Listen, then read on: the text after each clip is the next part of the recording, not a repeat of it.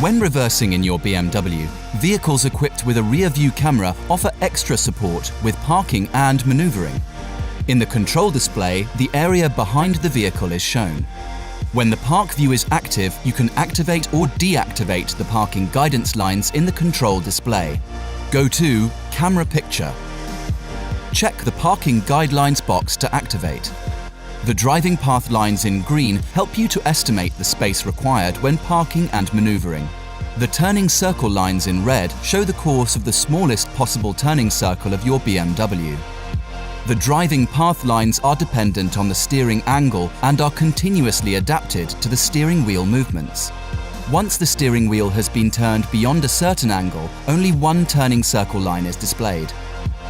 Use these parking guidance lines to better estimate the path of your vehicle while reversing into a parking space. Obstacles behind the vehicle are detected by the park distance control sensors.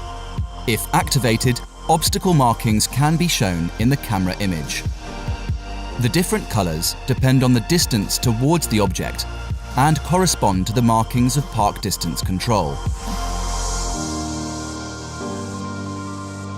Continue watching our How To series to get the most out of your BMW.